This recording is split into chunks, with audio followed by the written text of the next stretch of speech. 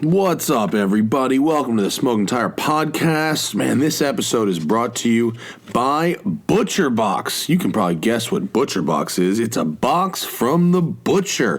ButcherBox is a meat delivery subscription that gives me time for what matters most, cooking and eating meat and not shopping for it.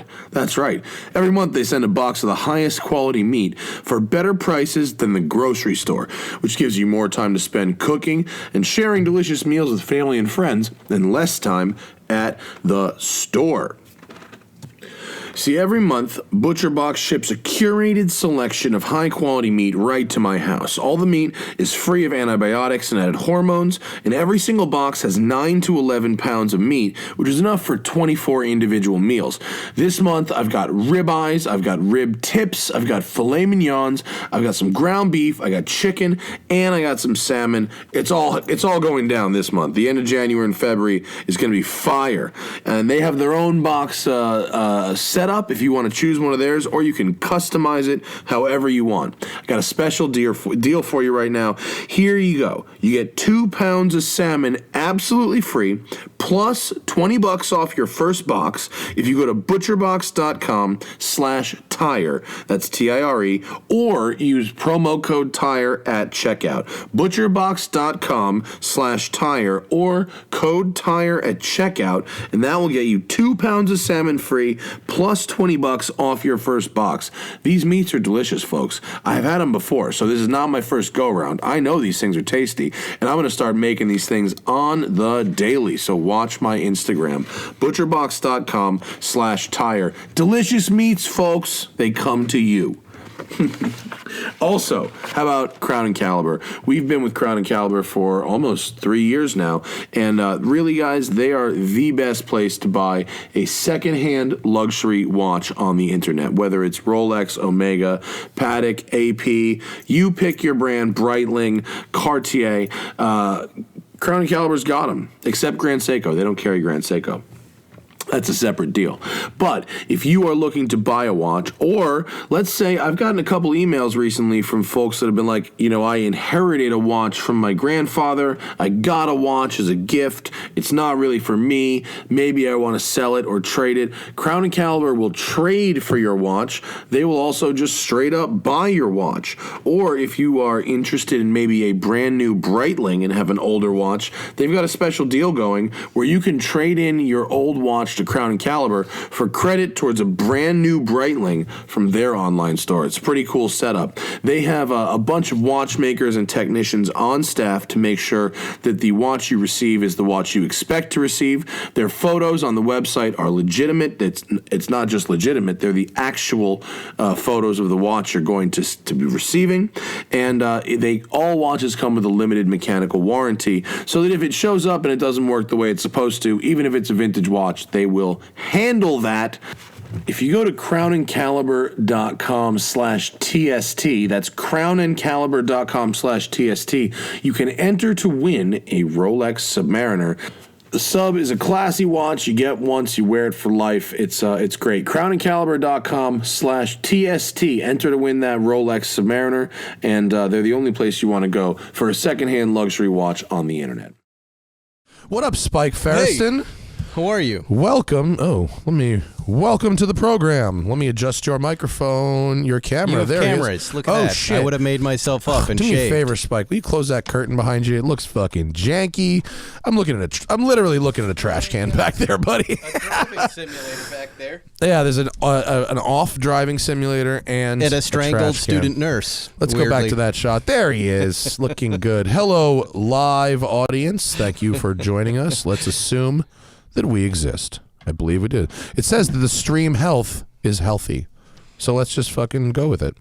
Hi, everyone. Get in the super chat if you want to ask us some questions. I predict it's all the show today from the super chat perspective is going to be, which Porsche should I buy? If that's going to be your question, wow, be fucking detailed about it, people. That's all I'm saying. Hi, Are there Spike. any other questions? No, we're not going to get to that yet.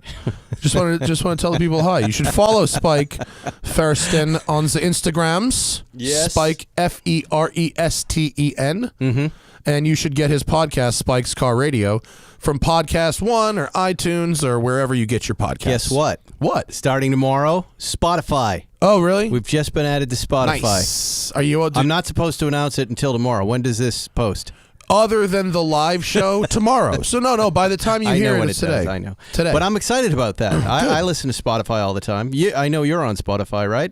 That boosts the audience, right? It does, yeah. That's good. I mean, with the way it, I'm sure you know the way it works. For those who don't know, and actually this came into play. Oh my God, I had a mild internet nightmare. Okay. The other day, Yeah. Zach accidentally uploaded the wrong podcast audio file to Shout Engine, which is our Yes. podcast one, right? Okay. So when you when you record a podcast, you or whoever minion will upload it to a main server. For you, it's going to be probably on Podcast One. For us, the main server is Shout Engine / The Smoking Tire, right? All podcast audio for us originates from that one place. So even though we're on Spotify, Apple, Google Music, blah, blah, blah, we upload one file, just one little file. But the internet can fuck you because if you upload the wrong file and hit publish, Yes. it blasts that incorrect file far away. And even if you fix it very quickly, which Zach did, he replaced it with the right file within 4 minutes. Yeah. The wrong file has lingered for weeks in some people's sub players like Google Play Music and Spotify. So that's like the Was it porn? What was the no, file? well, jeez, I just blew it out there. It's not porn. It's just literally like It was I just uploaded the same show twice instead of same two show. shows in a row. And Yeah, did yeah, folks yeah. notice? Oh yeah. Not only do they, of course they notice, they let you notice. Yes. But it's free. Why do they care? Well, they're just trying to help. Yes. That's all. It's like they're just trying to help. That It's is like, true. They do help. Like it's like people who call 911 in a car crash. Everyone, 75 people call 911. They all just want to help. They do. There are all sorts of audio issues too. Like one guy thinks the show's mixed perfectly. Another Yeah. guy's like, I can't hear Matt when he's on. I Yeah. can't hear, and I don't know what to do about Well, that. It makes me crazy because I want everybody. it's to be hard for happy. you, especially because you have an engineer in another room sometimes. Yeah, doing the mix. studio over No, there. I know.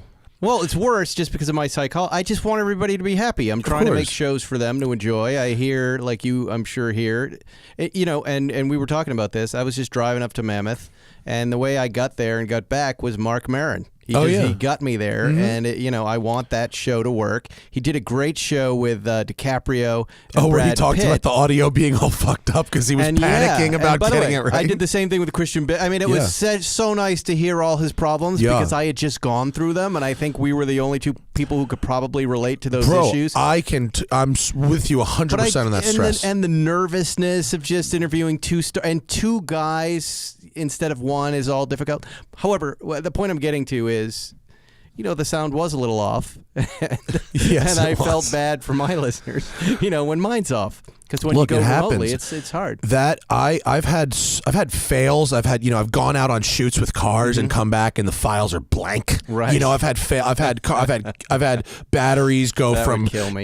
80% to Yes. 5% to dead in a matter of seconds. Right, because when I write a script, if for some reason I delete it, I usually can recall about 75% of it. Right, and this you can't. And audio issues too. I've had audio issues all the time. Yeah. And a lot of times I'm shooting videos and I'm completely by myself. So Right. if you're on a television show, there's a guy or a girl with fucking headphones on. I just Yes. blew my own ears out doing that. Right.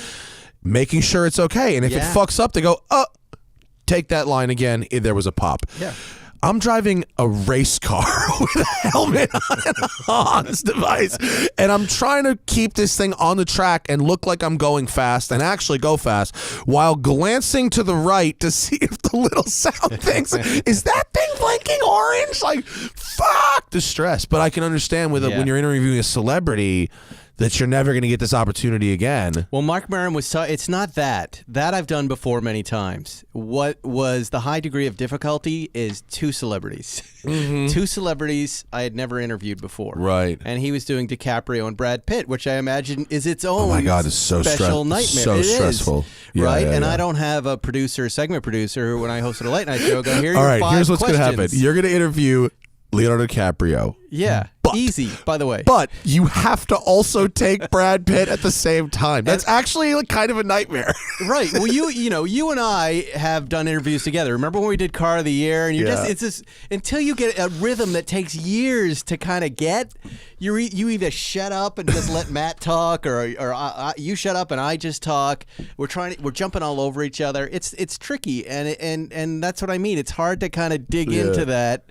And also be staring across the table at two super famous people and not start flipping out. And by the way, now you're also being the audio engineer at the same time. And while I'm doing this show, sitting over here, I'm the video producer. Like, I'm live switching video. Like, thank God it's you. Yes. You know what I mean? When I have to do this job by myself with a stranger, and I get yelled at a lot for what I call active talking, which is like, kind of. That's all right. But, it's your show. That's what you tell me. Here's a problem I have. I don't wear the headphones. I don't like listening to the headphones yet. You're good enough you don't need to.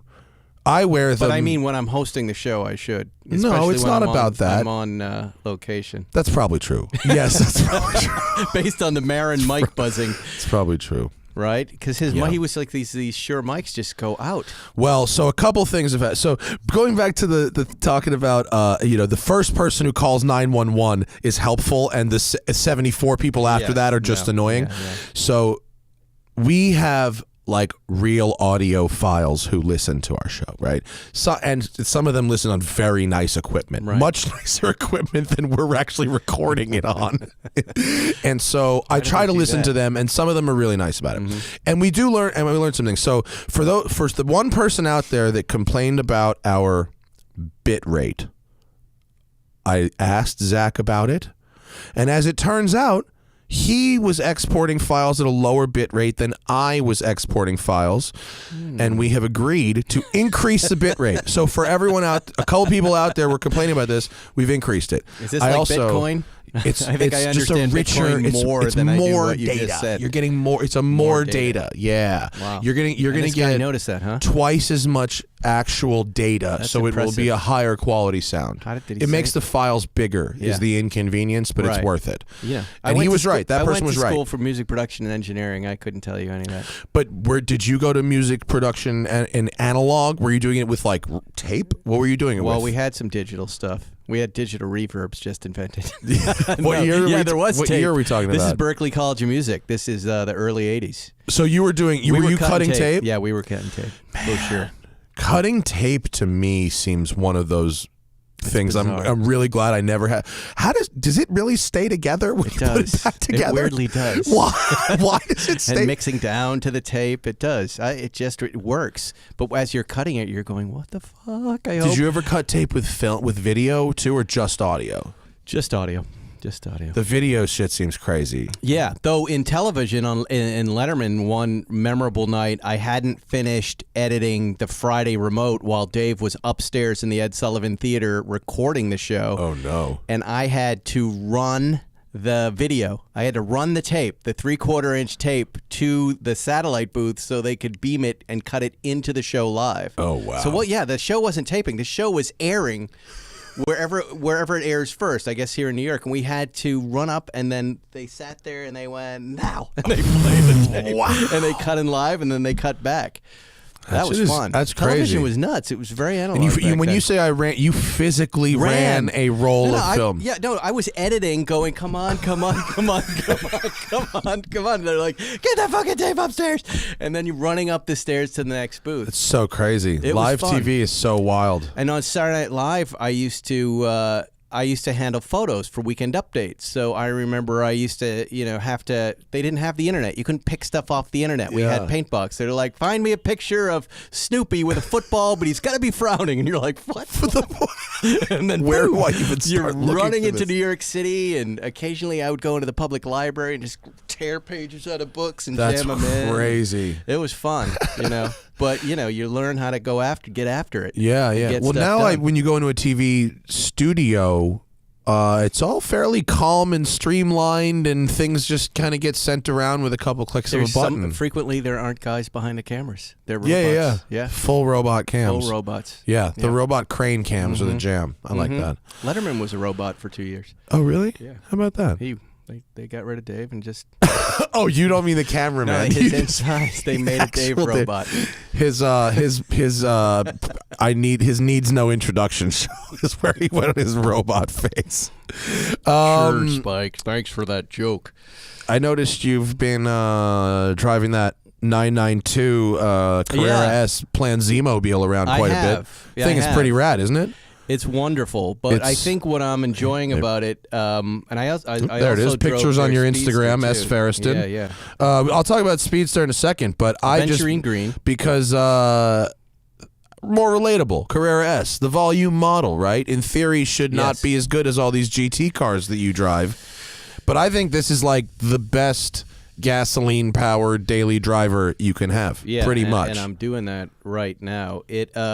But I'm noticing things like having a Porsche that I can put my kids in the back and take my wife out, and it's not scary and noisy for everybody. It's great. It's just a wonderful car. It's super fast, super capable. I like all the electronics. What I really love is the wireless CarPlay more than anything. Oh yeah, that's like my favorite new thing. And it works. Yeah. I throw the phone on the seat and everything's working. It's great. Yeah. However, you still this is an interesting problem with Apple CarPlay. You may have noticed is the toggle back and forth from the car's tech to the phone. So when you want the auto shut off turned off, right?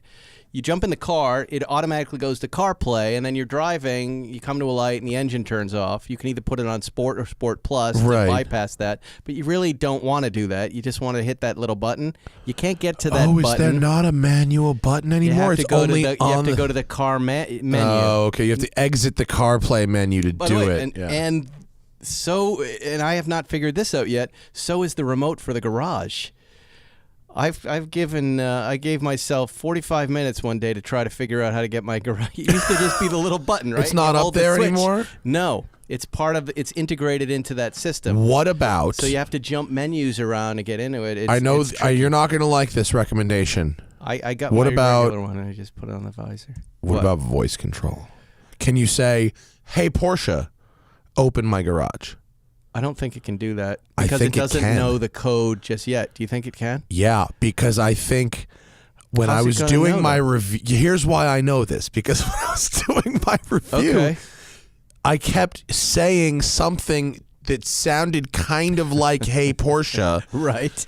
And Siri kept, and I'm on the tail of the dragon, literally, and like Siri kept coming on, going, "Dung, dung, what can I do?" And I'm like, "What the fuck? I didn't say Siri."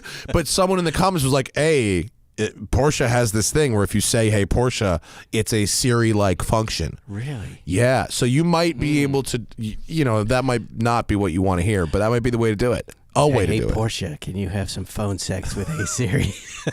Can I listen in on that? It's like an SNL bit. Yeah, no. Have you seen that new Porsche Super Bowl commercial? I haven't yet. We were about to watch it, but then we decided to go live instead. It's great. I can't play it. So but good. Why can't you play it? Is this it on your Instagram? Yeah, I put it up there. Oh, I can play it from your Instagram. I just can't play it on YouTube. Fuck this. Let's just play it from your Instagram. You'll get it right away, but I thought it was a lot of fun. And there are a couple little Easter eggs in there. Let's hope I don't get D. Pay attention to 0. Pay attention to... Do we have sound? There should be. There probably is. Or not. Pay attention. Maybe it's for the best. Pay attention to 43 seconds. Oh, 43 seconds. All right, I'm just doing it without sound. Fuck it. All right, we're in the Porsche Museum. No, it starts quiet. Oh, really? Yeah, it's the Taycan. It's electric. It doesn't make noise. Oh, I don't hear anything though. All right, there's a Taycan exiting the Porsche Museum in Germany. Some unusually attractive German security guards in the museum, right? In the museum, yeah.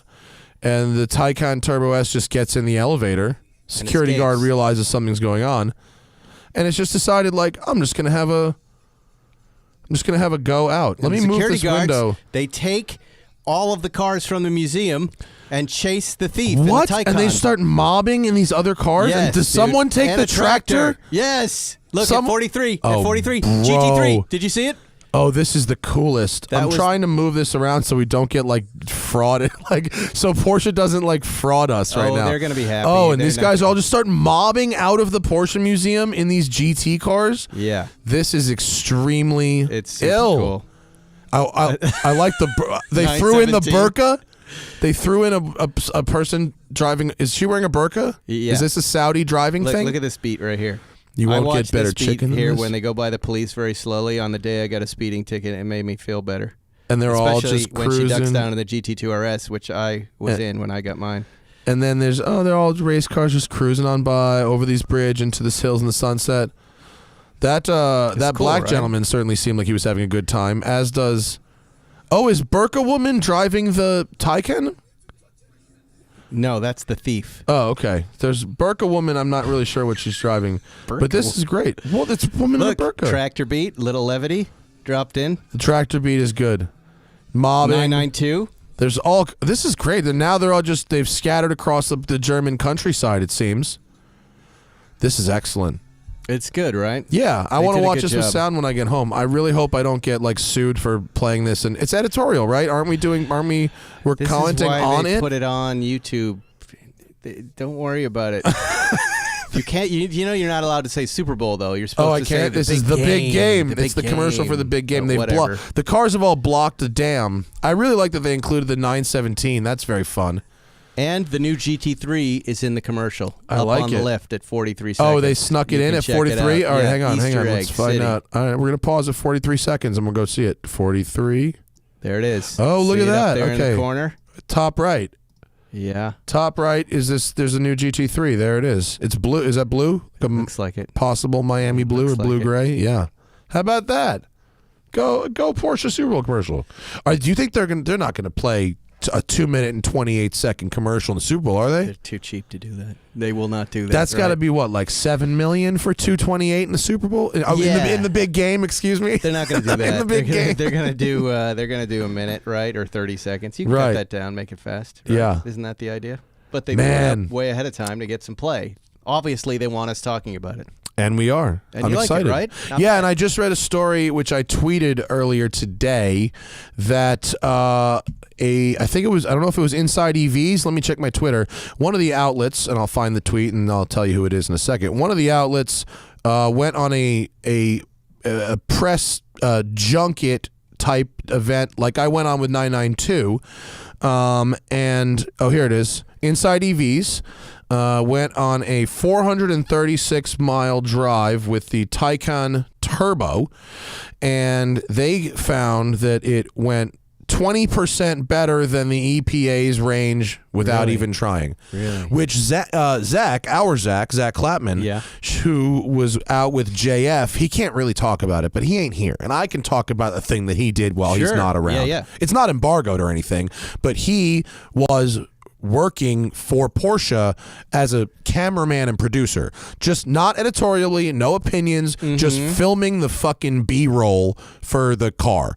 And when the 201-mile EPA range came out, he was like, bro, that's horseshit. We drove Right. those things way further than that, Yeah. filming the B-roll. Right. He's like, I don't know how this test works, but there's zero chance that in normal use, you're not going substantially Are you further than saying that. the government doesn't have their shit together? No, I'm just saying that the test am. is the test No, is I not get it. indicative. So anyway, They were saying they wanted to. I read some, comparison. Jalopnik wrote a great piece about Porsche went for a safe battery as opposed to Tesla's beta test. yeah, I and think willing that's to make mistakes, right? There's something like it's that. a reliability thing that they went for, so they played it a little safe. And also, Porsche has a habit of under-promising and over-delivering, I think. They do Every all the car time. they sell Right. will accelerate faster than they tell Right. you it will. Like that 992. All that of it. thing is fast. Yeah. It's really fast. And so, range is a weird thing. A lot of people are harped up on the range. To me, 200 miles, if it goes, is about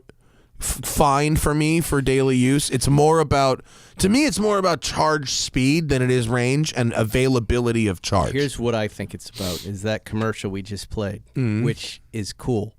It is cool. The Taycan is cool. Yes, it is. Tesla's not cool. Tesla's nerdy. Oh, It's got a pen holder. Teslas here, are definitely and cool. it's got a little belt bag there. I think you are Oh no, it's not appropriating the audience.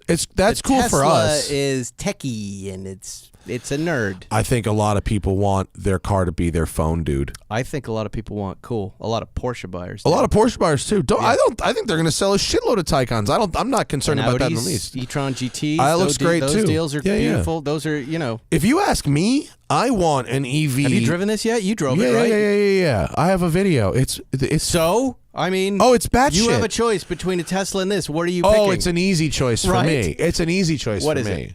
The Porsche, obviously. Yes, me too. I'm extremely interested. Choice, right? Yeah. Because I care more about quality than I do about memes. But don't you agree that they've engineered the Porsche feel into an electric car? Yes, I do. Yeah, and it's what was missing for the Tesla for me, which to me was antiseptic. It was kind of bland. It's like my dentist, who I love. I think that the Teslas are fun to drive in their own way, but I don't crave them. I think, experienced enough. I think too many people attribute all good things about all EVs to Tesla. Right. You know what I mean? Yes. Like, I had a Volt, right? A Chevy Volt, which was like, I leased for like fucking $275 a month or something. That car was 80% of the driving experience of a Tesla. Because that EV power band is so smooth and so refined, and there's no shifting, there's no vibrations, and so I give Tesla the credit that it deserves, but not more than it deserves. Right. And I think Porsche. Are they making the Volt anymore? Is that they discontinued it? They did. Yeah, no, they discontinued it, which I think is very sad. Remember when my friend had that problem with her car? Didn't your friend have one that caught on fire or something? What happened to it? Something happened with their Volt that was bad. It wouldn't stop. I think it was something. It wouldn't turn off or something like that. Turn off. Yeah, it wouldn't stop. It was weird. It was a really bad problem. Oh no, that's what it did. It stopped in the middle of running on the highway repeatedly. Oh, it just shut off. It just shut off. Yeah, I've had that happen once in a Dodge press car where you're driving, it just turns off. It's really horrible. Happened in my Lambo once, but it was like literally like a fuse came off or a solder or something. That's an old car. That happens all the time. No, in the new cars. Standard procedure. And electric, you're not even sure it's off because and then it just starts slowing down. Yeah, no, that would be scary as hell. Big trouble.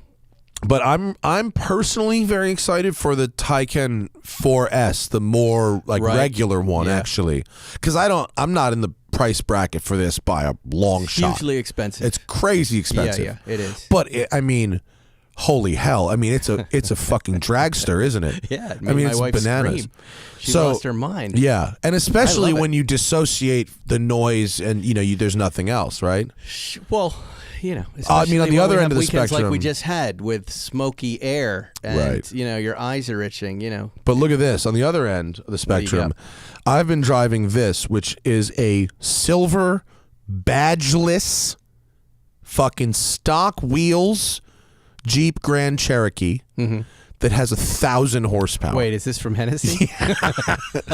Now, what does he call this thing? It doesn't. It actually doesn't have like a death nickname. No, it doesn't have like a death Raven nickname. Or something? No, it's not called the Diximus. Whatever it is. The Cherokee. Yeah. So I thought you had the Gladiator. No, that's coming. That's coming, which is the Gladiator with 1,000 horsepower. Yes. Which I assure you, the Maximus. Fucking nobody needs. I need it. I want it. Let me tell you this is insane. The track. This is a Trackhawk, right? The Trackhawk, right? Yeah, it's a track. So 700 horsepower from the factory. Beefed up shit, right? Really heavy duty gearbox, heavy duty axles. That's in the factory for the Trackhawk. The Trackhawk is 0 to 60. Motor Trend measured it in 3.3 with like an 11.5 or something quarter mile. Wow. This is at 5,450 pounds. Okay, that's stock. The Hennessy one, stock plus 30K gets you this package. Okay, it's a bigger supercharger. It's exhaust. It's just a bunch of little things. It's not anything enormous, not anything huge. Right. And it does 0 to 60 in 2.6 seconds, and it does the quarter mile in 10.2. Oh my God! And when you, there is no more. I don't think I've ever driven a vehicle that is more obnoxiously loud than this. Downstairs? Downstairs? No, I left it at home. I rode the scooter here because I had to deal with traffic. But I'm going to the canyons. But it's great on gas mileage, right? My average, I've had it for 2 days. All I've done is drive it around the city. I drove to Hollywood last night.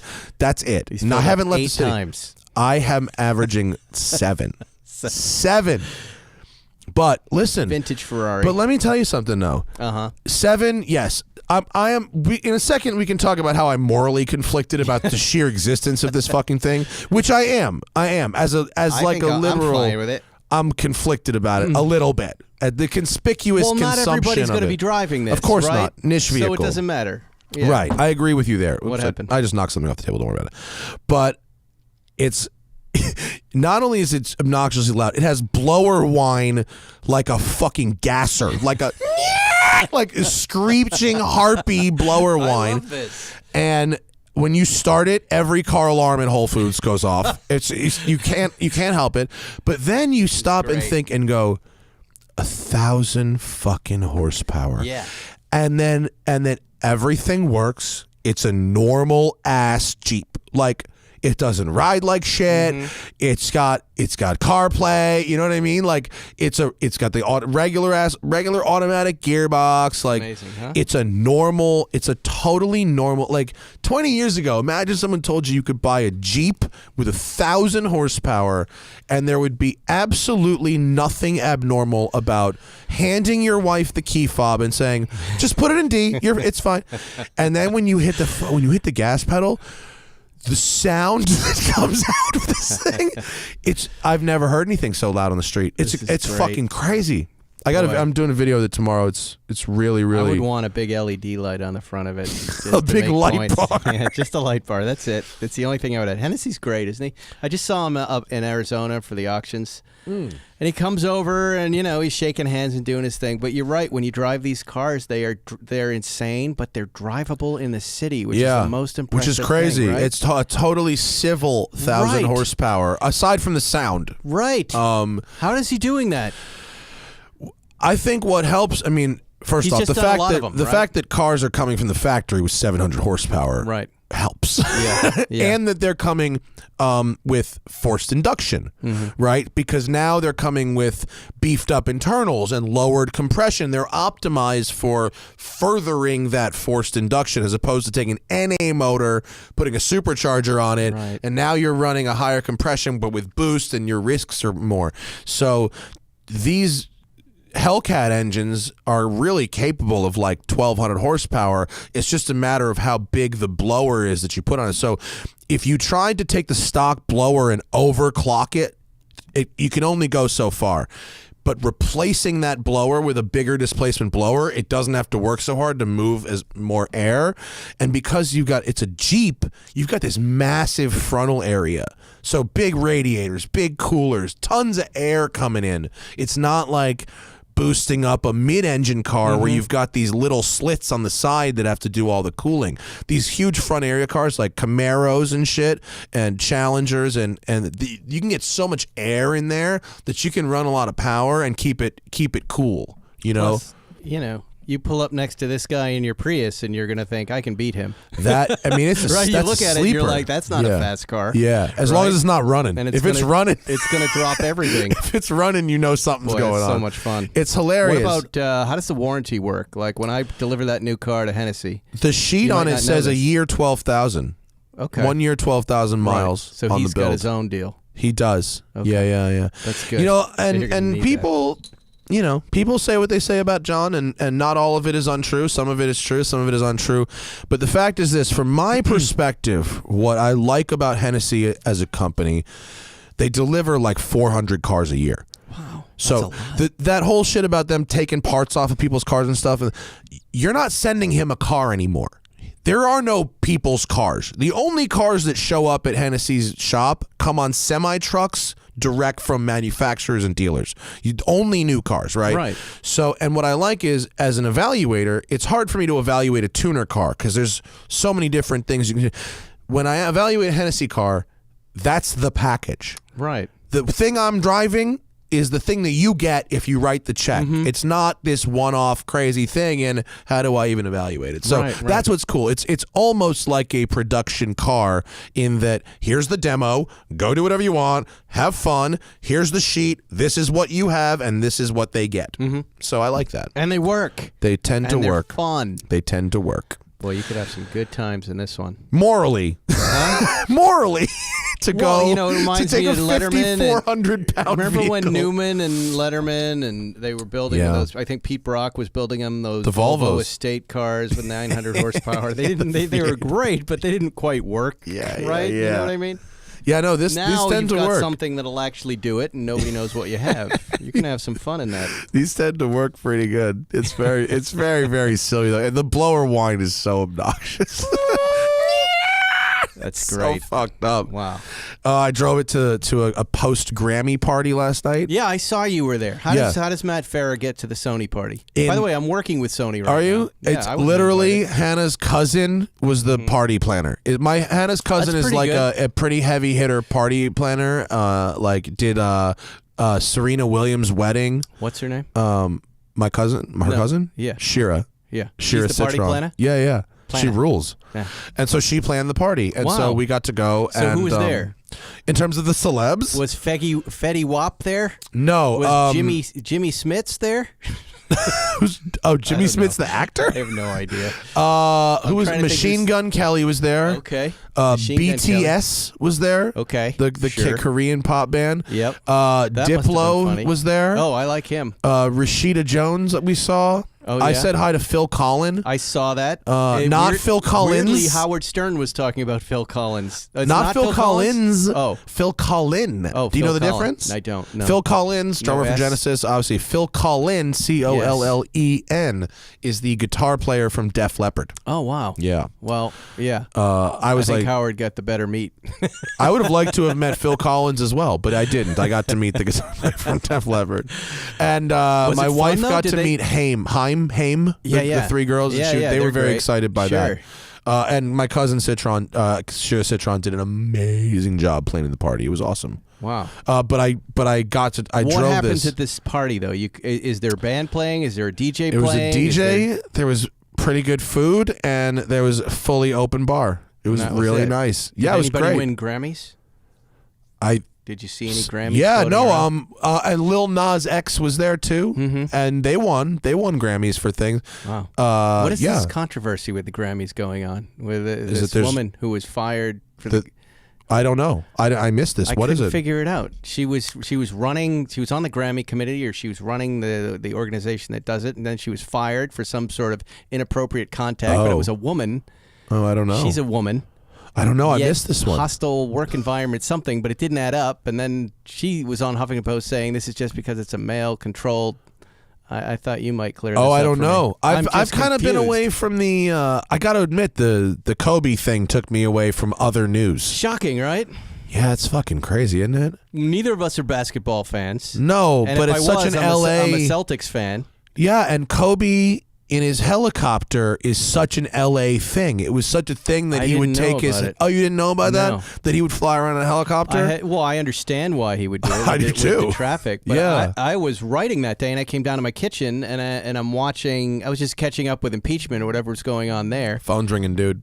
It's Johnny Stevens. Oh, my business tell him he's got to wait. He's in New York with Hansi. And suddenly they said, oh, yeah, there was this helicopter crash, which I had been following because of traffic, because we like to go have coffee at Bill's, and if I'm going to take a break from writing, I want to make sure there's no, I'm like, helicopter crash, that's weird, but there were no fatalities mentioned, anything else, but it came up on CNN, and I thought, wow, how interesting that they're covering this local crash. We don't know what it is, and then the woman, was handed a paper, and she said, Kobe Bryant's dead. He was on the helicopter, and I got this crazy chill. Yeah, right? That happens. And I went, what?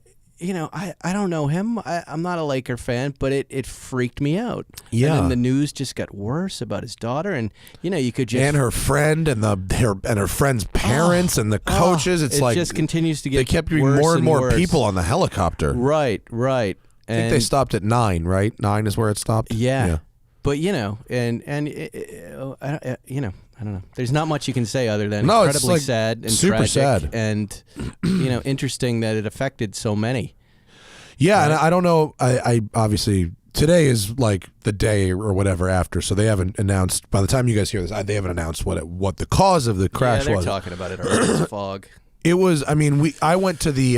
It's all over the place that it was fog. Well, I was at the Peterson Cruise-In yesterday for American cars, and a bunch of the guys there was like a Shelby Club, and they were like, "Yeah, man, we were just up in the canyons this morning, and like a bunch of us almost crashed because the fog was so bad and nobody could see anything." That day. It was. Yeah. And they got lost up in the fog, and you know what it's like. Have you ever been in a small aircraft in the fog? Yeah. Oh, yeah. It's so disorienting. It's the scariest thing. To spin, and they were traveling fast. So I'm reading all of this, by the way, TMZ, so take it with a grain of salt, but flying at 180 knots, too low, and hit the side of the mountain. That's right? crazy. A couple hundred miles an hour almost. That's crazy. Yeah. Helicopters are scary. I mean, they're so awesome. So fun. They're so awesome, but then they're so scary. Like, yeah. And I know this is what people tell me about my scooter all the time too. I'm like, they're like, you shouldn't do that. It's so dangerous. I'm like, it's a calculated risk. My time is actually worth the risk of me doing this. I didn't think you were going to say that. And you thought I would say my fun level? I actually thought about you on that scooter after this Kobe thing, and I thought maybe you should dial it back. That I shouldn't ride my scooter? Well, it's insane out here. You know what it's like. I mean, just coming here today, and I'm in a big car, I'm almost dying because everybody's got their nose in a phone. I know, but you know who doesn't have their nose in a phone? Me on my scooter. I'm looking way up there. No, and I see those people on their phones. And you know what the good news is about people on their phones? It's not like New York where they like last minute, no blinker, aggro lane change. People on their phones tend to continue in the direction that they just are going. And if you can just get by them before they look up, it's okay. If my co-host were here, Mr. Zuckerman, who sends his love, he would tell you some stories. I know a couple of them. People on their phones changing lanes without looking, and they go, I didn't want to look. I didn't want to. It's crazy. Crazy shit, yeah, dude. It's a fucking wild world out there, bro. I don't know. But I hear you. Look, I ride a motorcycle. I ride a Taco mini bike. I ride my Sondor's electric bike, and I ride like you, very defensively, and I'm always anticipating, and I'm good at it. I've been riding since I was 12. I haven't crashed yet. I'm good. But I do limit my time on that damn thing. Right? Well, now that's the risk. That's interesting. It's interesting that you put it that way. What if you are less likely to have an incident right the more you ride? Because your skills are sharper. You disagree? No, you're more exposure. Leno had that great tip that I always tell everyone, which is don't ever get on your bike, your motorcycle, your electric bike when you're late. That's solid, right? That's when I drive like a maniac. It's good, right? That's a good tip. Good tip. Scuzz. I hate that he's fucking right. Leno. Now here, Scuzz, who I grew up with in West Bridgewater, Massachusetts, we used to race motocross, and he taught me to ride a motorcycle when I was 12, and his tip, which is another great one, he said, you will die in an intersection. So turn on your ears and eyes every single intersection. Yeah. And I do the left-right every single intersection. And a little slowdown. It does help. It does work. And the other thing I refuse to do on a motorcycle is get any kind of Bluetooth or headsets or anything in my helmet. I don't listen to shit. I won't take a call. No way. I rarely drink anymore when I ride. I've really cut it back. Beer and wine only. I had my Ninja ZX600 in Boston, which I rode for 3 years of college when I was there. In the winter, in the snow, and Zambuca, the whole deal. I'm invincible. For some reason, it's like if you're in Bermuda on a moped, it's okay to be totally blackout drunk. But you're good on a scooter, but when you see that scooter rider who's doing it for the style, you'll see the girl with the scarf like the and the Vespa with flair. Yeah. But she's got the outfit and the purse, and she thinks she's in a cigarette ad. And she has no idea how dangerous what she's doing is. That's I like when I see. I'm on a scooter. It's different. It's not a motorcycle. It's a scooter. That's I'm going to be terrified. I'm terrified. It's different. I saw a guy die right at the end of my street last year. It was not. I mean, look, what's his name? Pininfarina. Was it Andrea Pininfarina? Yeah. Died on a Vespa. It can happen. You know what I mean? It can happen. I don't know what to tell you, but I like being Vespas are great. On two wheels in this city. Yes. And I think having now done I've done about 200 miles on my new one. Wow. That I think having the 300 is actually safer than having the 125 because it's not about going that 90 tiny miles. Wheel, though, dude. Well, they're bigger on the 300 than the 125. Yeah. It's not about motorcycle wheels are much bigger. I know they are, dude. Things much better. My shit handles dope. My shit is like driving my a shit Fiat. Handles dope. My shit's like riding a Fiat 500e in the city, or like really? Yes, it is. And honestly, it's being able to cruise at 60 or 65. It's amazing. And then still have some for accelerating if I need to. Does it have any wiggle or stopping power issues? Have you had any? First off, it has ABS. It does. Oh yeah, it has great. ABS and fucking traction control. That's nice. Which I don't really know why it needs traction control, but it does have it. Tiny little wheels. They're not that tiny. They're bigger than regular Vespa wheels. I only say that because the guy who died at the end of my street, he hit a pothole, one of our big LA potholes, and he ate shit. And with a helmet on, that sucks. He died. I'm sorry to hear that. Forehead into the asphalt, quick death. It just went boom like that, and that's how he died. I mean, I suppose it's possible, but I've been riding around for 5 years with a wheel smaller than this, and those potholes aren't like on the freeway. I'm doing the same thing I've been doing. Can you get 22s for that? Oh, dub deuces? Yeah. It'll make it look like one of those choppers with a giant front tire on it, and I'll blast jazz music it's an inexplicably. Untapped market, man. We could start customizing these like Rod Emery. Dude, I am seriously an evangelist for my scooter. I just You know, the other day I went to Bill's.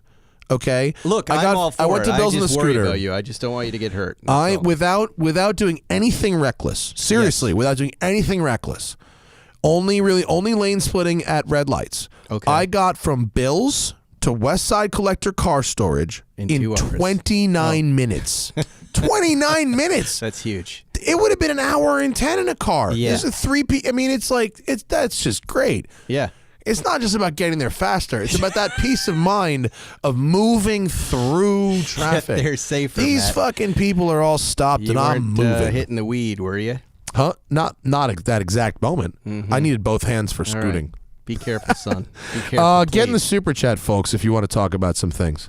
Because should we talk about the new Speedster, which I drove? You haven't driven that. No, you have, and I want to hear about it. Here, we got this picture. Is this the one you drove, or did you drive the other one? Car. Matt Jacobson and Zuckerman, my co-host, are splitting. They each have half a car. Plan speed. Plan Z. Two cars, and I didn't want to like this thing. There are just too many of these things. You know that Zuckerman and I got rid of our GT3 Touring. We just thought, next to the GT2 RS, what's the point?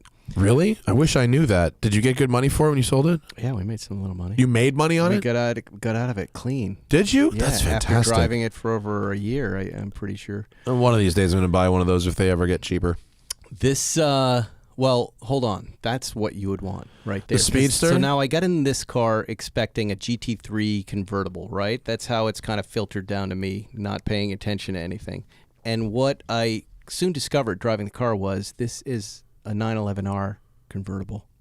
This is what it feels like. It feels like a 911R that they hacked the top off. And the 911R and the GT3 Touring did not have the same engine. It is a different engine. And they don't have the same sound either. Yeah. And they don't have the same lightness engineered. They're close, but they're different. Yeah. This thing also doesn't have that GT3 sound. It also, I guess, has the engine of the new GT3 in it, the 992 GT3, right? They say I can't prove, but and the this and all. Wait, hang on. I have to go back. I need a visual. Do that again. The what? The this and what do the this and the this mean? The shifting, all of it feels special. More special than GT3 Touring? Special and new and like way more. Yeah. Not how more, is that? way more. How is that? First of all, there's no roof there. Well, duh. Right? So there's that connection to the sound coming out the back, and the sound is light and high and wispy and wonderful. The car is a total winner. A total winner. Worth every extra dollar. And Have you driven one with a top up yet? Yeah. Is it decent? You mean what, the Speedster? Yeah, the installation with the top up, is it all right? Yeah, it's all right, but you just want to take the top off of this car. No, I know, it's but kind of like I think of that my Dino 246 GTS. You don't enjoy that car with the top on. You got to get the top off because it's made to enjoy with the sound of the engine. Right? I understand, Does that make sense? but yeah, but I spent a lot of time driving the new Boxster Spider, which is a similar type of. It's not on the level. It's cheaper, but it's the same kind of thing. You buy it for the top down. Off. But I was very pleasantly surprised at how fine it was once you put the top up, because I drove it in a fucking downpour and it was fine. And it was totally fine. Yeah. Car. Huh? This is how you Well, it's not when car. you'd use it, but I was 300 miles from my house, Spike, and that was the car I had. On your scooter? So what do you want me to do? Be like, oh, I'm sorry, this is not how I use this. Do you have a top on your scooter? I do. It's called a fucking jacket. Helmet. It's awesome. I congratulate them both on their cars. They are great. They're keeping both of the two? I think so. I think they're gonna flip a coin, and Let me one will find. get one, and the other will get the other. Here's Jacobson's Graham. He's a very. If you don't know Matt Jacobson, he's a fancy man. Is his mud colored speedster on this shit? No. The mud colored? What's his is the green, but it's I call it's kind of muddy. Mm-hmm. It's not on his Graham though. No, it'll be on Zuckerman's. Matt Jacobson, for those who don't know, is like is he the CEO of Instagram? He's like the head of something at Instagram, and he's got a bunch of dope shit. He has good taste in cars, but if it's on the Zuckerman, try Zuckerman. I'm burping. Wait, is that my feed? This is yours. I'm just looking for the Zuckerman. He won't comment on it. Fine. The real. Yeah, the real Zuckerman, folks. The real Zuckerman is where you find the best personal injury device. Here it is. There. Look at that. It's baby food colored. Is right? What's the actual name of the color? I knew you were going to ask that. It's stone gray. gray. Stone gray. I always think heron. Yeah, it's Stone like gray is a green, right? And if you remember, he had a Speedster, 58 Speedster that John Wilhoit hot rodded. That was also stone gray. That was an amazing car. It's in, if you ever flipping through Porsche magazines, it's in one of the ads. You'll see it all the time. It's a great car. And then he sold that, and now here we go with this guy. I'm glad it's as good to drive. I love that color. I'm gonna ask Zuckerman to drive it. I think that's our new 82 down there. Where? Go down one more. There. Here? Yeah, we just got that. It's a Targa? SC Targa? This is, I think, with a car that came from Ray J down in Texas.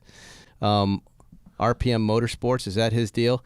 And Zuckerman, it has 3,000 original miles on it. Jerry went bonkers for it, and Zuckerman sold it to Jerry. Jerry tore out the AC and the original radio on a 3,000 mile Why? car. That's what we said.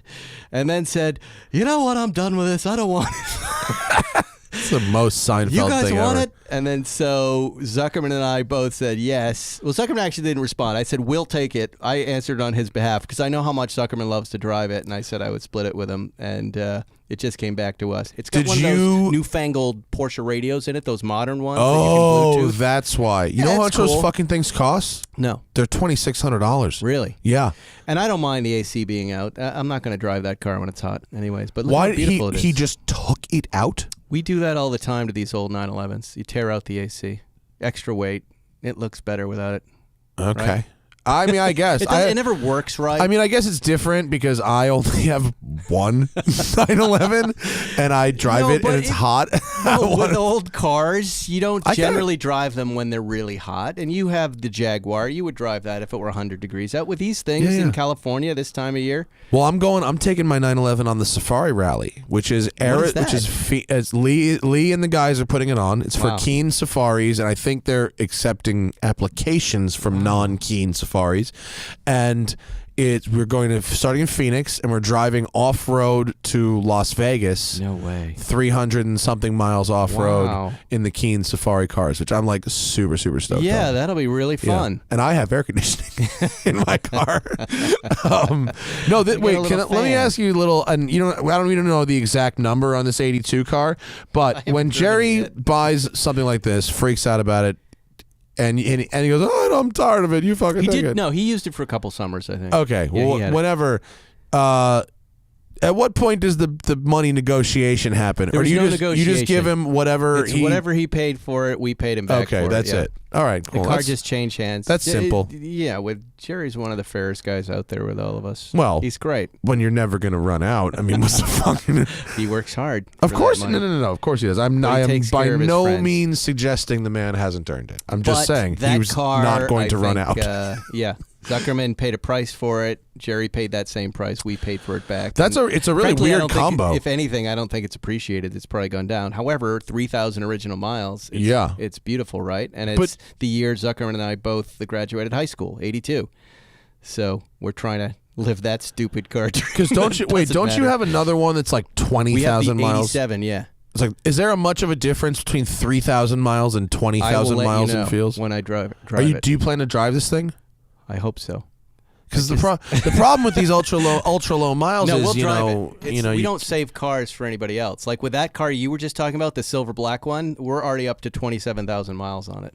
That thing rules. That 87. That's very nice. It's beautiful, and it's so fun when you get into it. And it's a good example of an 80s 911 that isn't too expensive that you'll really enjoy if you're looking for. It's not super fancy schmancy either. It's just a silver 87 Carrera. It'll be on my feed. There it is. Oh, there it is. Yeah, but it's a great car. It's basically my car, but stock. It's got a little lovely. cassette tape in there. The only thing I had to redo on it is the speakers and the speaker grills, which had disintegrated just from time. But we were able to kind of put in a new system. I've got a big bag, you can't see it in the front boot there, of eBay cassette tapes. I've got some for you. AC/DC. I've got some for you from the Lexus project. I can give you. And you put it in, you put your tape in, and your life is good for a drive. It's great. Let me get back to yours. What do we got from the fans? Did you have? Wait, let me think. Hellcat Jeep, drove it. Your multiple Porsches, drove them. I'm about to drive the Polestar 1. Oh, the electric Volvo. Have you driven that yet? I haven't yet. I need to get on that after you. Yeah. And what else? Oh, I drove this Koenig 962 on the street again, which that's hilarious. Is extremely sketchy in every way imaginable. Makes me happy. It's also kind of charming in its own way. It looks like a clown race car, but it's fantastic. No, that's about it for me. I drove the Delica to San Diego. It was our longest trip in the van yet. Top speed, 120K. Really? We did. Really 130K, but you're really pushing it. Kilometers. But so coming back from AC? San Diego. Oh yeah. Coming back from San Diego. Anybody sit facing backwards? Not on the way down. On the way back. In the 73, which the 73 is sort of a bypass road that if you want to avoid traffic, you can pay a toll and so empty your road. It goes over the mountains, right? So if the Delica has a drawback, it's hills. Big hills. Right. So we had 4 people in this thing and a bunch of luggage. I entered the base of the biggest hill at 120K with my foot on the floorboard, buried. Oh, by the time we got to the top of the hill, we were at 80K. Really? It would not go faster than 80K up this hill. But now it didn't drop below 80. It slowed down to about 80 halfway up the hill and then stayed at 80 the rest of the way up the hill. Were you comfortable? Did you feel the engine was just going to give and you start rolling backwards? It wasn't. No, but it was. We were being passed by feeling? Everybody. Yeah. This was the speed that it goes uphill. It's impressive that it made it. That's it cool. made it. Yeah, no, it didn't have any problems or anything. Whose house is that right there? That's the Cardiff Lodge Hotel. We were in Cardiff. Nice. I like that. Very charming little hotel. And Cardiff is a charming place. My happy birthday, John, is my brother-in-law's birthday. 50th birthday. What do we got here? We have the super chat. And how do I get to the separate fucking window, guys? Usually, here it is. Pop out in separate window. There it is. Got it. All right. You ready for some questions, Spike? I hope I can help. I think you can. AP says, are dress watches relevant in modern day society? That's a good question. Yeah? I think modern day society? Yeah. Well, I would know very little about modern day society. However, you know what it's like on the porch in Malibu. I have a lot of sport watches, as you may know, and I do think about dress watches. Every once in a while, my wife will take me out to a political thing she's doing, or I'll go to some formal dinner. And as an older gentleman who's now wearing collared shirts and sport coats, there's always a use for a dress watch. I think there is. I agree. I don't own one right now. No, and when whenever I see someone at an event wearing a sport watch, I always go, "Where's the black leather strap?" Right? Yeah, you need a dress watch. They're cool. They work. Although I bought that AP, which crosses over. I think a Royal Oak is a bit of a crossover into dress, but it's still steel band. I buy a lot of black leather or croc bands for some of my Rolexes and stuff. So do you swap them out? Yeah, if I have to. Yeah, nice. Crown and Caliber will send me something. Those guys. Oh yeah, did you have this kind of cool Breitling from them right now? Yeah. I didn't bring it tonight, but I like it a lot. The Navitimer is cool. It's a Navitimer 8.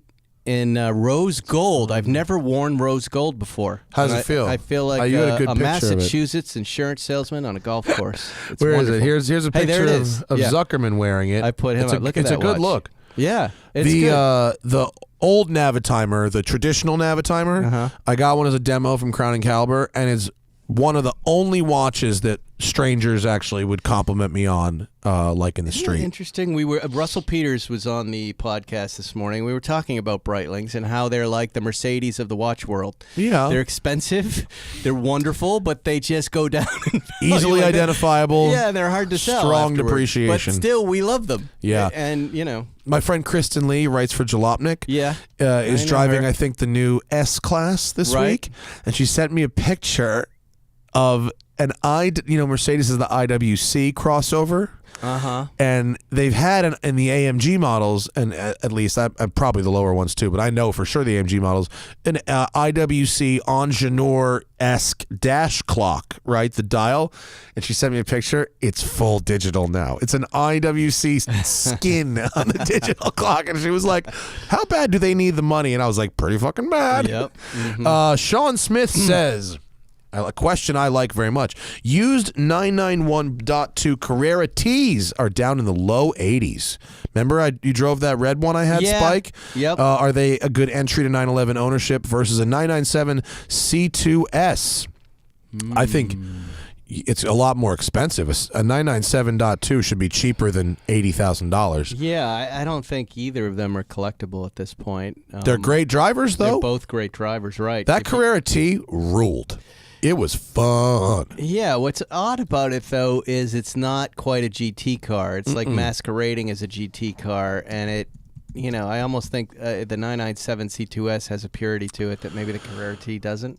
Here's what I would base the decision on. What's the best example you can find of either car? I think you can't go wrong with either one. That's beautiful. Yeah. I'm a big fan of Carrera T's, and if you're not talking about collectability and just driving the piss out of them, it's a great option. And there's some really interesting aftermarket things you can do with this 3-liter turbo engine, which you can end up with a 500 or 600 horsepower lightweight rear-wheel drive turbo Porsche with a manual, which is a pretty cool combo if you're not into the whole purity thing. Right. Cars and Comments says, does the E90 M3 feel heavy while hooning? I want an old school M car that's not pushing 20 years old, but I'm spoiled by the lightness in my Fiesta ST. Well, it's certainly not as light as a Fiesta ST, but I think they're fun to slide around if you want to go out and drive them. My biggest issue with E90 M3s is not the weight. It's the fact that when you sit in them, you feel like you're sitting up high, like I'm on top of this seat. I'm not down in a cockpit. So consider swapping seats, maybe. Heavy While Hooning is a great name for a podcast. It is. We should do that. Trademarked. I think, the engine in the E90 M3, that V8 is a real gem of an engine, and I think that car is aging and will continue to age very well. Luke says, I'm replacing my HSV Club Sport wagon. Do you know what that is, Spike? That's a Holden. This dude's from Australia. And an HSV Club Sport wagon is this. Wow. And it's it's like a Chevrolet SS. It's badass, dude. And it's probably like 550 horsepower wagon. Yeah. Like it's an animal. Yeah. And I think CTSV wagon, it's kind of on that level. Right. Yeah. Well, he's replacing it. He's replacing it because it's a piece of shit. No, I just made that part up. I want something I can take camping and hiking, he says. The budget is $60,000 and will be our daily driver. Wife wants something easy to park. He's looking at a Tiguan R. A Volkswagen Tiguan R. Cayenne diesel used. Can you find one of those? One of those. What was that little Safari edition they did? Oh, Trans-Siberia. Trans-Siberia. Yeah, there we go. That's or cool. let's see. Daily Driver. Shit, off-road Cayennes are very hot right now. That's really where my brain keeps going to that. Mm-hmm. That's really where I'm going. I'm not about the Tiguan. It has a wonky driving position. I'm not about it. If your wife likes it, make her happy, but don't do it for yourself. Get a Cayenne if it's you. Andrew Wilson has a 3-parter question right now. What Porsches would you buy for $50,000, $100,000, and $300,000? None are your daily driver. None. Assume you already have to have a daily driver. Jeez. Jesus Christ. This is crazy. This is too much questioning for you? No. I mean, he wants me to spend... I would put all the money together and I would buy one Porsche because that's $450, right? And no less drivable. No less drivable? That's the thing, right? So I would be, that's going to get me into a 58 Speedster easy. For 50, I would look for a really nice Preservation 914-4. Ew. Instead of a 914.6, I'd go for a perfect low mileage 914.4 for 50. For 100, I would try to get into a 356 SC or some mid 60s 356, most I could afford, right? Mm-hmm. It's a driver. And then for 300, 300's a number where you catch somebody who needs money in a car, right? But let's just play it safe, and I would go 73 911S. All right. Traditional colors, lowest mileage I could find, most preservation condition. $50K for me would mean the nicest 87 to 89 Carrera I could find for that much money. Mm-hmm. As a driver, I would drive the piss out of that car, leave it just as it is. No dailies. $100K. I'm getting a 997 GT3, one that's pretty good, also a driver. 300K, will that get me into a GT3 RS 4-liter? Maybe. A 4.0? A 4.0? No. No, okay. 5 plus. 5 plus? 500 no, plus. Pass. 300K? An all cash offer at 300K, $450. will it get me into a 964 RS, Carrera RS? Yes, it will, probably. Maybe. It would. Let's assume it will. You're It'll getting be close to GT2 RS, brand new money. Right? I agree, but that doesn't interest me as much. Personally, Greatest car in the world. I know, but I sample It lots is of the in greatest cars in the world. The big game commercial. Not the super, it's there in yellow. I know, for it's a in the reason. big game, There's no Spike. 991 Speedster there. There's no GT3 Touring there. There's just the GT2 RS.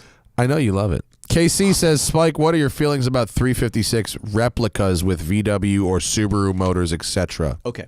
Well, I like to answer this question carefully because I know not everybody can afford a 356. However, I don't. Before I had money to buy a 356, I didn't opt to buy the fake 356, right? I just thought, why not work hard and try to get the money for the real one? Never knowing that I'd actually do it, right? And then I looked at things like Volkswagens. I looked at it, like my first 911 was a 74 911 with a couple 100,000 miles on it, and I bought it for $6,000, right? I'm not into the replica stuff. What about Cobras? Are you a little more lenient towards a Cobra? I think I would be because of the movie. However, I know what it's, back when I lived in New York, I bought a fake Rolex in Times Square once, right? And you go, well, this is fun. I'm just doing it for the fun. However, after about a month of wearing it, you get tired of fucking saying it's a replica. It does wear down on it. I say, I don't know, guess 80% of people that own these things end up selling them because they just don't want to answer the question anymore. They may not care, but they don't want to answer the question. So I had a Superformance Cobra when I was like in my 20s. Yeah. And it was a replica. It was fucking fiberglass and had a big motor. And it was pretty fun to drive, even though it wanted me dead. Yeah. But I learned after a couple months that the only question anyone had was, is it real? And the only honest answer I could give was no. And I said, I never again want to own a car where the only question anyone has, the answer is no. It wears you down, right? It does. It wears you down. I'll tell you something else, because at Barrett Jackson, those Ford GTs were suddenly up, right? They were up about $75,000, based on where they were before Ford and Ferrari came out. And as we were looking at the cars, I was remembering, the door kind of cuts into the cutout. roof there. Right. And at least once a week, it doesn't matter, you bang your head on that damn thing, and then you sell the car. It's such an interesting little thing that goes wrong. But God damn it! I would Enough bet times. every one of those cars for sale is a guy's got a bump on his head. He goes, I don't want it anymore. That's like, what's the joke? It's like, you show me a hot girl and I'll show you a guy who's tired of her shit. Rock. It's like, you show me a Ford Tired of GT at fucking Barrett it. That's the Jackson and I'll show you a guy who's tired of parallel parking it. Right. Yeah. But yeah, I would definitely drive a Superformance replica for a little while for fun, but only for a couple of weeks. Yeah. Nate says he's got a big list here, but let's go with 3 of these. No, it's 4. Nate says, what are the watch equivalents of these cars? The Miata? Oh my God, Swatch?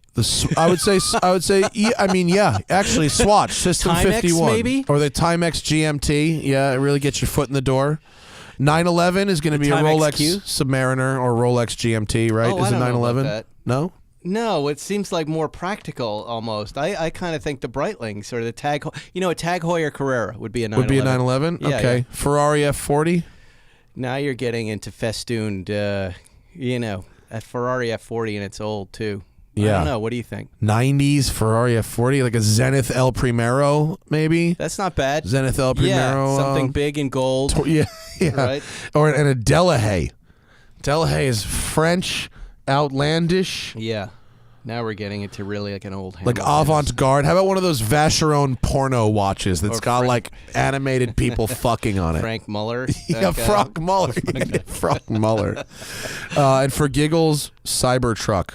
The Cybertruck. Apple Watch or something. Or no, how about one of those like Giugiaro Seikos, like from Alien? Maybe. Yeah, Maybe. that's what I'm dying on question, that though. hill. Nick Hansen, binary, one or the other, 981 GT4 or 718 GTS 4.0. Here's going to be your difference, kids. Bumpy road suspension versus smooth road suspension. Really? If you live somewhere with bumpy roads, a GT4 is a little rough. Mm-hmm. And this GTS, this new car with the new 4-liter, it will have just as much power, a little bit more torque, and a softer suspension, and probably go just as fast. Be honest about what you want. Don't buy the thing just because it's cooler, even though it's cooler. Trent says, hey, should I get a newer... Nobody wants cool. Yeah. Someone wants to know, should I get a newer Mark 7 Golf R or an older Golf R32? I prefer a 6-cylinder. You know those old 2004 Golf R32s? No. They were pretty cool. I don't know those. Yeah. I drove the newer one, and I really like it. The Mark IV R32 is this. This is the classic. Uh-huh. And these are very collectible. So this is the question, is do you want something that is more collectible, because these are 6-cylinder manual gearbox, all-wheel drive, pretty cool. Mm-hmm. Horsepower? Cool interior, 250 252. maybe, something like that. Yeah, Okay. 250. Weight? Oh, heavy, and they're fucking pigs. Here's the thing about these cars: they pigs, they handle like shit. They're heavy.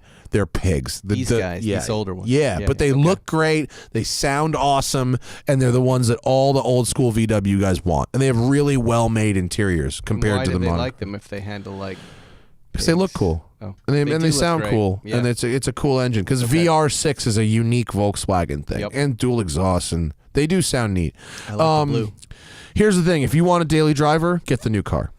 If you want a collectible, get the old car. That's it. How tunable are the old cars? Not. How tunable are the new cars? Quite. Eminently. Wes says, if I was to put up another building, exact same design in LA, would I save time and money due to the delays, or would the delays I've experienced exist regardless? Would you ever build another building? Fuck me. I'd really prefer to never build another building in Los Angeles again if I can avoid it. I'm not even kidding. Right? I'd really like to not build another building. It's terrible. Would I save some time and money I would learn? Yeah, I would, because we would skip some of the double work. We inevitably had to research certain things only to end up not doing them. Mm-hmm. So if we could avoid that research next time around. How's my cigar lounge coming? Bro, it's looking awesome. Yeah. It's looking awesome. It's going to be the coolest, man. I'm so excited for it. I smoked a cigar inside at this Havana club in Beverly Hills last week, and it was pretty amazing. Was it great? Yeah, it was real old guy stuff. Lakers game was up there. Yeah. Sylvester Stallone wasn't there, but that's his club, is that I his guess. hangout? Yeah, He owns it, or is it he just hangs out? He owns it, I think, but you come out of it like, smoke cured, like you were cooked by cigar smoke. Like that episode of Seinfeld where he's in leather. It's bad, yeah. The It's smoking bad, lounge. yeah. But the food, weirdly, was really good. Really? In this place, Huh. yeah. As were the girls, the waitresses, which did not surprise me. here in You Los probably Angeles. won't like it, but a place in LA that has surprisingly good food like that is Lowell's, the first cafe where you can actually smoke weed there too. You can eat, you can drink coffee, not liquor, and you can that smoke makes weed on sense, 'cause premises. you're smoking weed, you Yeah, want to yeah. have a good bite to eat. It's But in a delicious. cigar shop, I agree. That's kind of weird. Nate says, I just bought a new Polar Explorer 2. Congratulations. It's a fantastic watch. What do we expect from Tudor and Rolex this year? Gets discontinuations and new models. Anything? wow, I don't know. I have not been keeping up with any of it.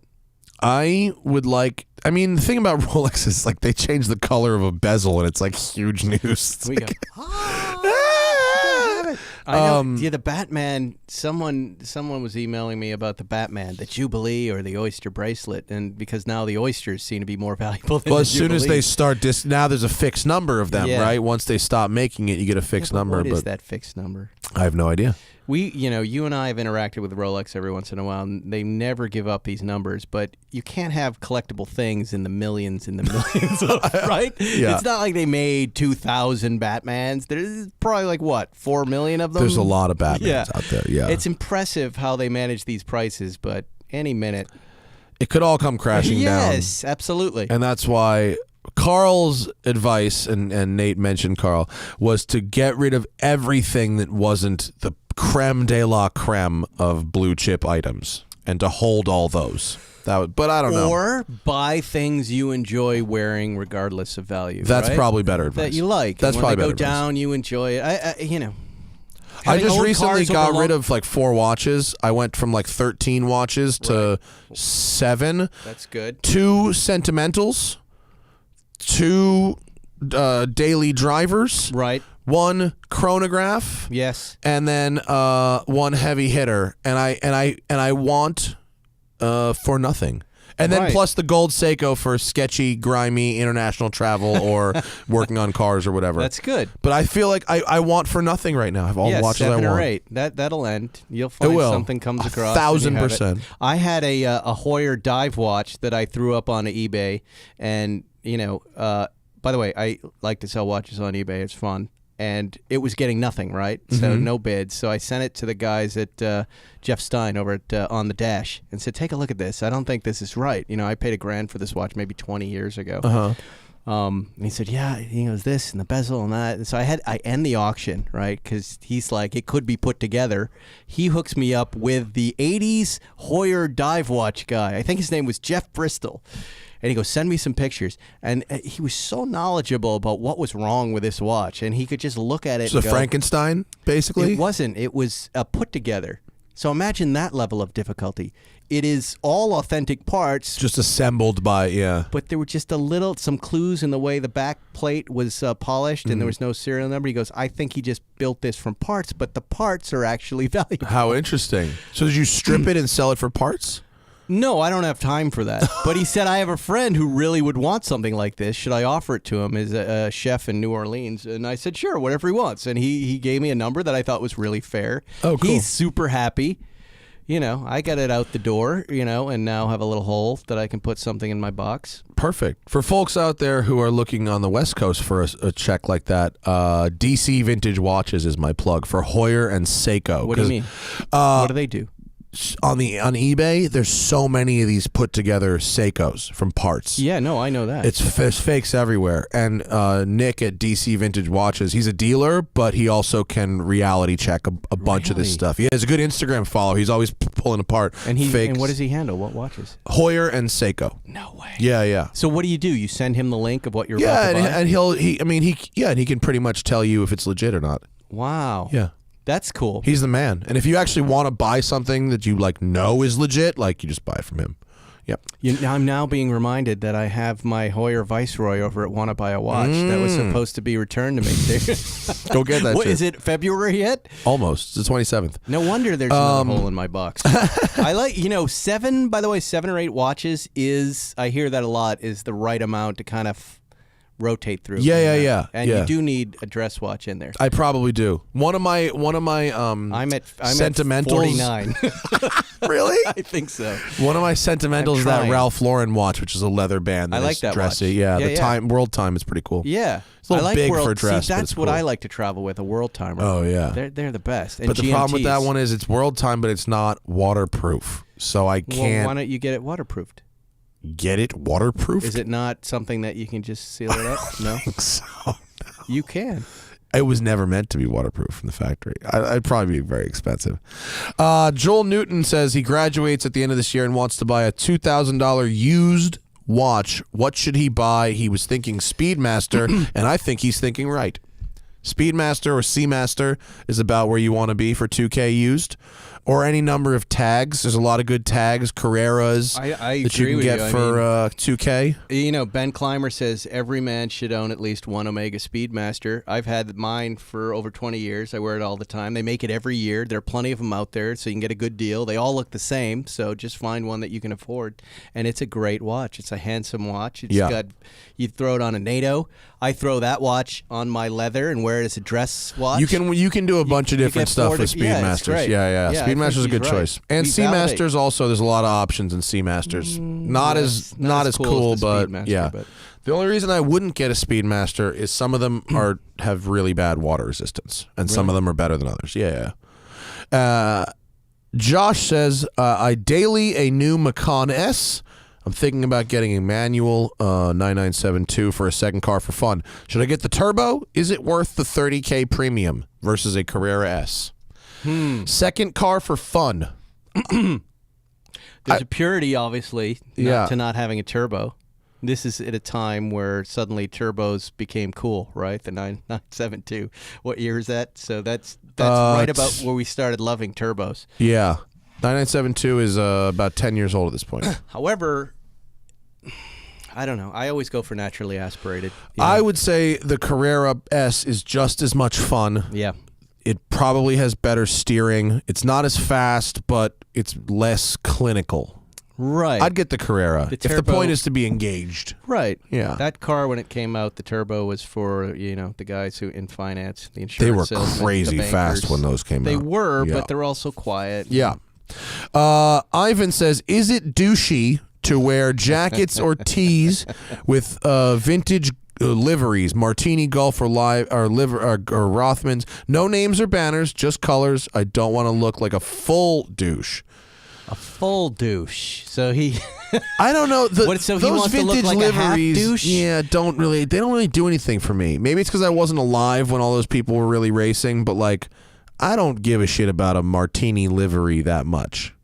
It's the height of stupidity. Don't do it. Say that closer to the mic. He knows. He knows it's bad. You don't want to do it. No. Don't do it. Remember the McQueen jacket? Do you remember that jacket when it came out? Yes, the white Gulf McQueen jacket that everybody had. had. The Gulf logo, the Hoyer logo. It said McQueen. It said Porsche. It just had too much crap on it, right? A lot of crap. Right? You look like I could think of like 5 or 6 people that bought them. Yeah. that were rocking them. Just now go back through your photograph collection of Steve McQueen and see if he was wearing those. Right. He was the king of cool. Yeah. And he didn't wear jackets with logos on them unless he was racing, right? Yes. Solar. Wasn't that the name of his company? Drew says, what do you both want to see from Dodge / I think it says Art, but I think it's supposed to say SRT. Keep it the same. I'd like to see a new engine. I think we have now Hellcated all the things, and it is time to build a new engine. Wouldn't you like to see a cool like turbo inline 6 from SRT? How about a Dodge Dart? Or an old Dodge Dart. Not, I really don't. Not the Dart they sold us that was the neon. I don't have any desire from Dodge. I don't think about them at all. I'm sorry. The Demon, I guess it's all right. John, my partner, had a Hellcat, and he went through 3 engines, and that pretty much tells me everything I need to know. That's a lot of engines. Now, I'm guessing 2 of those are John's fault, just based on the way he drives, and he doesn't let things heat up. But still, that 3rd engine. 3 engines. Yeah, I'd like to see them have a new engine. I'm tired. I mean, look, the Hellcat engine is, I suppose, when it stays together, remarkably effective. But they're fun. They're well balanced, beautiful. I mean, every one that I've driven that wasn't John's, I loved throwing it around the road. It was excellent. It was so controllable and wonderful. But those 3 engines, that's a new engine would be good. Yeah. Robert says, if the 911 is so great, which I believe it is, why hasn't someone just straight up ripped it off? A cheaper Japanese option would be interesting. It's an interesting thought. Why hasn't copyright would be one. I mean, we know what Singer goes through, even just putting these cars together, not being able to call them 911s or restored 911s, right? What do they have? They have a little phrase in their contract that says when you and I talk about them, it has to be a 911 restored by reimagined. Reimagined, yes. Right? And that's so they don't get sued. So I would imagine they're pretty tight with their copyright, right? But who? Yeah. But you mean why is no one putting an engine in the back? No, I think you think he's saying why doesn't someone build a flat 6 engine, put it in the back of a sports car, and say this is the B3? No. What is Alpine doing? What are those guys up to? I don't know. Yeah, it's true. They're building a Cayman, kind of. Yeah. I don't know why people don't just rip it off. I mean, a cheaper Japanese option. Look, Subaru builds flat engines now, so you can get some of the benefits of a flat engine from a Subaru, but it doesn't look like a 911. No, I think and that would be the first. Beautiful design is very expensive. Yeah. Cheap cars look a certain way and expensive cars look a certain way because curves are expensive and straight lines are cheap, Right. So I think there's a lot of reasons it hasn't copied it off. Right. I mean, but a cheaper Japanese option, look, the 86 twins have Cayman-like steering and flat engines, so there is a cheaper Japanese option. It's not as good, but it's fucking cheap. Right. Curtis has a modified 83 BMW 320 with an engine swap, upgraded brake suspension. I want to sell it, but Bring a Trailer is going with super clean collector's cars. Is eBay my only option to get rid of this thing? No. Forums, Bimmer Forums or whatever, Bimmer World, whatever those forums are, is a place. Craigslist. People look at Craigslist. I mean, Auto Tempest looks through a bunch of sites. I mean... Is Facebook Marketplace working yet? Facebook Marketplace is a thing. I find myself there every once in a while looking for deals. Yeah. Craigslist, you're really looking for a deal, so I don't know that's if you're going to get any real money there. I mean, I don't necessarily like eBay think... Motors. Yeah, I think it's that's great. fine. And forums, you're exactly right. And I don't necessarily think Bring a Trailer is only super clean collectors either. I mean, I think you can submit the car to Bring a Trailer, and they don't take every car that gets submitted. Right. But here's a good way to get submitted or to get accepted. Be willing to go no reserve. Right. If you're willing to go no reserve, they know you're serious. They know the car's going to sell. They know it's going to get good action. If you're going to go, I want to sell my car and Bring a Trailer, but I'm not going to take more than $5 less than primo super retail price, the fuck out of here.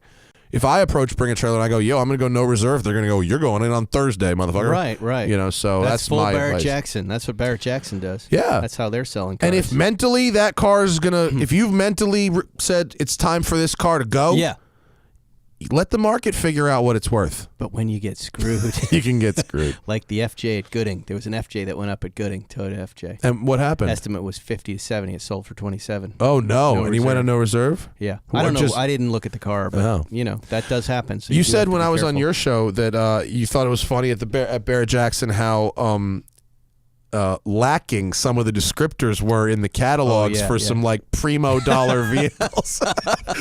Ferrari Dinos with no... Ferrari Dino drives onto the stage, silver with tan interior. You go, hey, let's look at that. Let's look at lot 1302. And it just says 72 Ferrari Dino, silver tan. Like, wait, that's it? That's all you got. Was it repainted? Is that the original color? What's the mileage? What's the history? It's sold.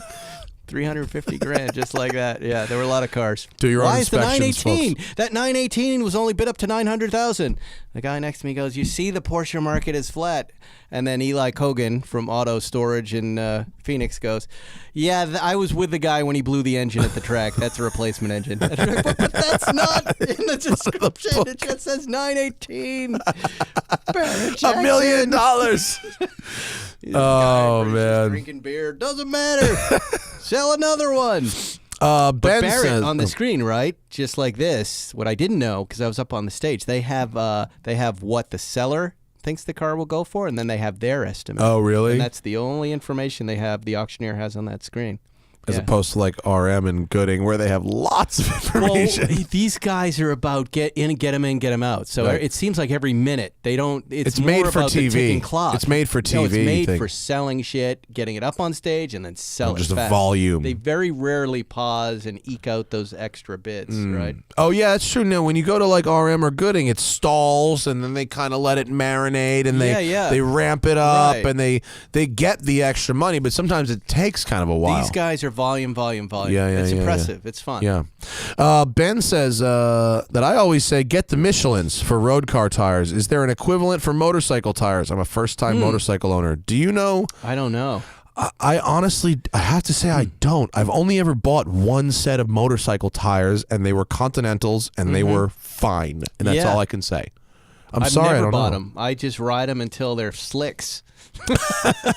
I always use whatever's on the bike, right? And I mean, there's got to be comparisons in like Cycle World or one of these magazines. I would start there, or you can go on Tire Rack and you can read the user reviews, and like that's what I would do with regular tires anyway. I know that telling you to go on Tire Rack isn't the best advice, but that's literally what I would do. The forums have all of these answers for you guys. Oh, here's a great one. Abe back in town says, "What is the worst car investment you have personally witnessed?" The worst car investment. Yeah, who's taken the biggest bath on a car that you personally they really witnessed? Don't want that information out. Right? All right, the second. Probably the guy with the FJ we just mentioned. Oh yeah, that wasn't good. Boy, I can think of a few I can't talk about. What about you? What do you think? The worst car investment. I mean, the worst investment. I mean, when we were making our movies, and this is not on a dollar amount. It's not going to be a story about a guy who lost billions of dollars. It's going to be a story about I purchased a Jeep Cherokee for us to use in this film, and we spent I think $2,000 on it, and it made it I think 18 hours. And so the value went from 2,000 to zero. Wow. It lost 100% of its value in 18 hours. Yeah. And so I think that's the worst investment I've ever. And then to replace it, we bought a $300 car that made it 5 days. That's one of the best investments. Ferrari Daytonas have shit the bed. They're down about 100%, right? They were up about 800 or 900, and now they're around 400 or 500. Yeah. Right? So there are a bunch of guys sitting on those. Yeah. Sitting on some big losses there. And I think there's probably some people who bought some peak market SCs and Carreras that are, but that's not the worst. Turbos for sure. Oh, 993 turbos? Well, or just 89? turbos. Anything where there are production numbers of turbos have kind of gone way down. Yeah. Let's see. Harry says, I'm going from a 2013 Viper with bolt-ons to something in the $40,000 to $50,000 range in order to afford more track time. Looking for a good street track car that won't underwhelm after the Viper. I have an idea. Yes, maybe. A Camaro SS 1LE, which has all the cooling power in the world, a beautifully balanced chassis, a naturally aspirated engine. You can run a square stance, so you can rotate tires four corners, and they are dead to nuts reliable as track cars. Yeah. And you can run all day with the air conditioning on with one. You'll live, unlike that Viper on the trap. Yeah, I mean, and I think, Vipers are great fun, but underwhelming is actually how a lot of people talk about them. How about that? No? Until they slide off and roll? It's sketchy for you? You know about the Vipers? Yeah. They are. What was the one we drove in Detroit that we liked? The AC... that was an ACR. Yeah, it was crazy. I like that. Yeah. That was I would say Camaro SS. It's a good idea. Or a Shelby GT350, which just has a magnificent engine, and I would never get tired of listening to that. But I would keep it in America. Honestly, I really would. Evan says, did you hear the new Porsche race exhaust at Daytona? They've ruined one of the best sounding race cars. Same with the new Corvette. I did not hear it yet at Daytona. No. I'm sorry, I haven't. And I thought the new Corvette sounded cool. The flat plane crank engine. That I haven't really heard it in race person, car-y. Just seen it. I mean, the old Corvette was like Thunder God, end of the world, right. Muscle car. This is higher pitched. It's the flat plane, so Right. it sounds more like the BMW V8s and stuff like that. I think the Corvette sounds cool. I don't know what you're talking about, Evan. I think it's dope. Are they still having trouble with these Corvettes making them? Didn't everything get slowed down? There was a strike. Oh, strike. They weren't having trouble making the C8s. They couldn't start the C8s until they finished the C7s, and they couldn't finish the C7s until the strike ended. Okay, well, it's take over. Care of your workers, and they are now building C8s. Good. Just Coastin says, what is your first real watch, and what was your first 911? Oh, for him, not ours. He wants his first watch and his first 911. Everyday sports watch and classic 911. The everyday sports watch, you're talking about a steel, water-resistant watch, right? A Tudor Black Bay, a Rolex. He wants to know ours. Huh? I think he wants to know ours. Oh? Okay, fine. Let's just do ours then. Fuck it. It's our show. My first real watch was a Rolex Submariner Kermit, Wow. the green bezel. That's huge. It was dude. a gift from my dad, and I wasn't that into watches. Thanks, Dad. But when I moved out here, he always wore a Submariner, and he was like, "This is a good watch. You will have it, and it'll be a good one." And it was. It was all I wore for 8 years until I met you. Wow. You got me to. My dad gave me anxiety. That's what he gave me. Thanks, Fats. First 911, we spoke about it. 74, sepia brown, tan interior. Loved it. Horrible looking. Looked like baby poo brown. Didn't work right, but it was fantastic. And first watch was New York Tag Heuer 2000 Chrono. Oh, it right? It must have aged really well.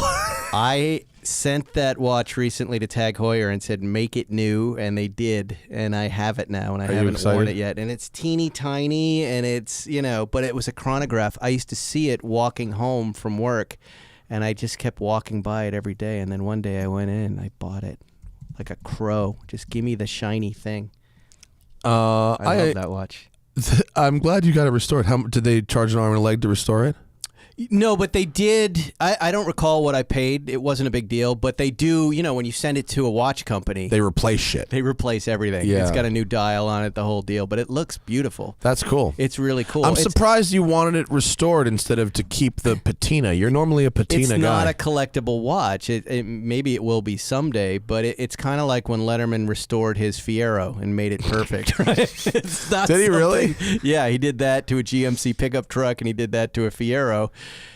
You're preserving a part of your life and a time in your life. So a guy I know. My dad's attorney just had paid real money to have a 1994 two-door Tahoe, a Chevy Tahoe two-door, right, fully restored. Isn't that funny? Yeah, it's his like Martha's Vineyard car, and he just wanted what he wanted, and he just wanted that one, but perfect. It's a common restoration mistake, but there are times where I'll say, "Go do it." If it's that important to you, and you're actually going to drive it again. Remember the story of like the football player who like drove a Mazda Protege for like fucking 8 years to save money while playing the NFL. Yeah. Mazda restored it. Ludacris had an Acura cool. Legend. Ludacris, Acura restored his Legend. I like that. That's cool, and that's what that watch is to me. It's the first one. Yeah. Right. Yeah. I'll give it to my kids. Freddie is restoring the $1 Million Mile Lexus eventually. Wow. Ray Lee wants to know, besides PCCA, Renlist, or Bring a Trailer, what's another good source to find Porsche listings? This is my homie's new business, P Car Market, it's called. It is exclusively Porsches. It's basically, look at the website. It's like a flagrant ripoff of Bring a Trailer, but it's all Porsches. Yep. And they have Porsches. It's all about cars. It's not really about places. You find good examples anywhere, including dealers. Go to all the dealer sites. True. I also go to the PCA site, become a member of the Porsche Club of America. You get a little password, and you've got stuff now offered from the guys. Perfect. Right? Lots of old guys selling stuff. Taylor says, I bought a Lexus ES350 as a comfy daily. Should I get Michelin PS all seasons, or would that reduce comfort and possibly increase cabin noise versus the OEM Bridgestones? I don't know one compared to the. I don't know one compared to the other, but I do know that Michelin's PSs are particularly quiet in general. How do you know that? Because I've taken off other tires from other brands and put Michelin's on, and never once has it gotten louder. Wow. So that's my closest experience I can get for you. You can't bring tires back if you don't like them, right? No, you can't return them. That's the problem with tires. That's why the user reviews are actually important. Pirelli did that for me once, though. They said they returned. Like oh, really? Yeah, yeah. Did you send them back? No, but they just offered 36s. They were great. Tifosilia says, Spike, do you think the 2016 Spider will continue to hold a soft spot with Porsche people now that the new GT Spider and 4.0 GTSs are coming? Have either of you heard the new baby 4-liter without the filter? I've not. I've only heard it with the filter.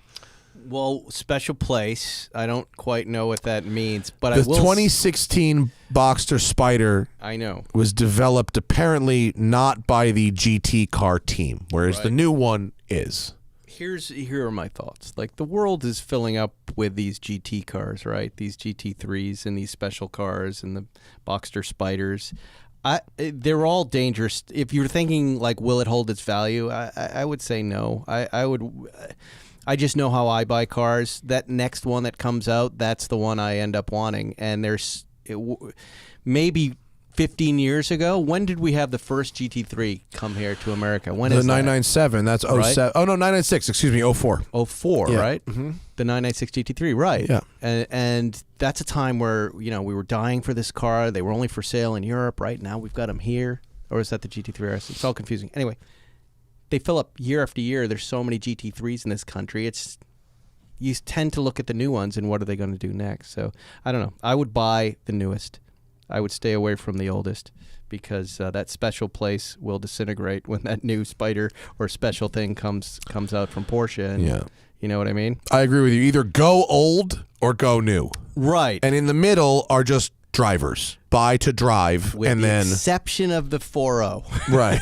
That car is spectacular. All right, fair. And get it at all costs and make sure it's black. Fair. Let's see. B. Gray says, by the way, just Costin before, he meant his first watch and 911. Oh, what should his first watch be? Yeah. Today.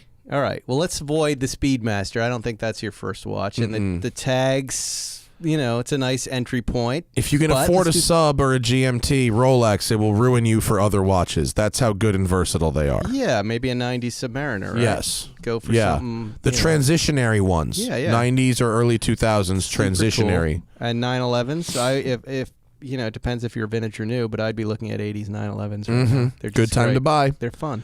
Last question from these. Two more questions. One. Sure.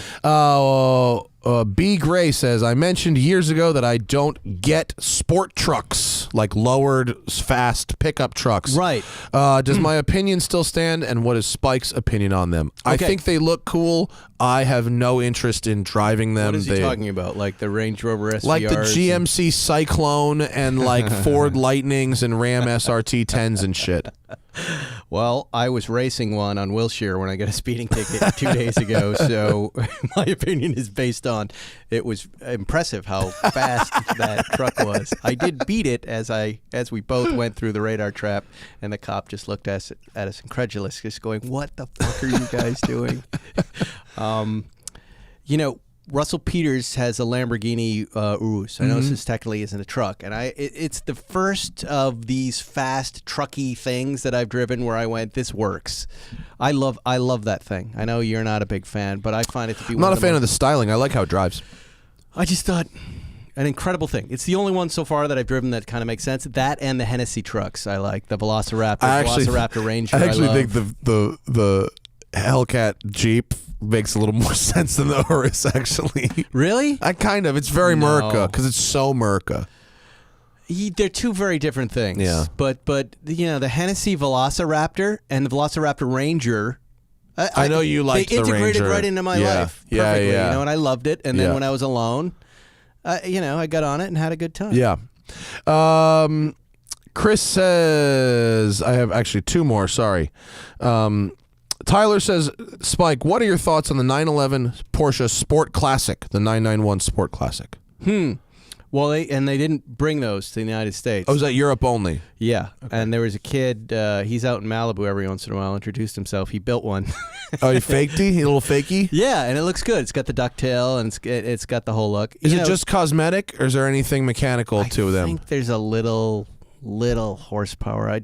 I'm not sure about that. I know Sirio had one, and he imported one. You can get them in the country, I think, on show and display. And I think really? there are 2 or 3 in the country, and you pay a premium for those 3 cars because there are only 3 around. What do I think? Is it worth the money? I don't think so. Yeah. I mean, not with what they're churning out right now. You can get better stuff to drive for less money that you can have now without a headache. Yes. Speaking of Sirio, I saw Hannah Elliott did a nice little story in Bloomberg on Sirio. This is Steve Sirio, Aston Martin, New England. She did a nice piece on him, the guy who sells cars to billionaires, right? It was something like that, and then a weird profile shot of the side of his face like that. He was very ponderous.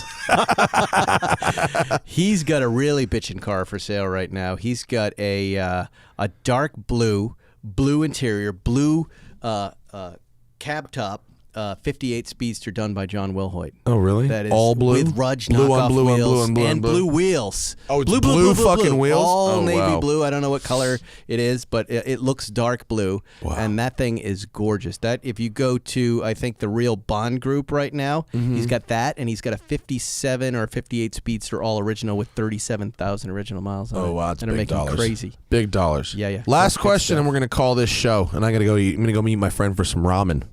There's a new ramen spot I'm going to check out. Wow. Yeah, I'm excited. You don't Chris have Kim's. kids, do you? What? You don't have kids, do you? Nope. I don't have kids, and my wife is working tonight. Thank God.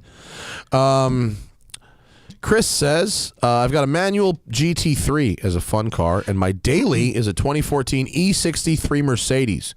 I've been itching for something different. For some reason, I've been looking at Golf R's. I'm in Utah, so I need a 4-season car. So a 4-season car, not an E63. E63 is a muscle car, maybe something a little lighter, a little more agile, a little more nimble. I'm a big fan of the SUV in the sports car. I find when I only have 2 cars, that's the way to go. And to me, it would be the Range Rover Sport. Get an old used Range Rover Sport. You drive that, you relax, you have fun in the other car. That's what I'd say that or a Macan. I mean, it's not a good. It's not. I don't like those as much. You don't? The seats, no. The seats? The seats tend to be uncomfortable in those. Really? The one I drove, I liked the seats, but okay. I like the Porsche cars. You may criticize the seats. Range Rover Sport's also excellent. Yeah. There's nothing wrong with a Range Rover Sport. No. Unless, I told unless you, you I live drove really up to far Mammoth, from a dealer. Right? If you live like really far from a dealer, like this fool lives in Utah. I have had no problems with my Range Rover Sport or the one before it or the one before it. I don't. The only issue is brakes. Because they're heavy. Oh, because they go through them. Pads, and if you don't do the pads, you end up doing the rotors. But that's about it. And then maybe 1 or 2 little air conditioning issues. That was it. I love them. And in fairness, my mother's Jaguar from the same company also works perfectly. Right. We've had no problems with right. that. Great cars. Thank you, Spikenstein.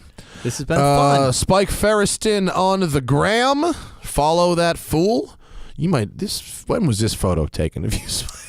That's an old photo. Is it an old photo? That's a car matchmaker photo. That's probably. a car matchmaker photo, yeah. It's really nerdy looking.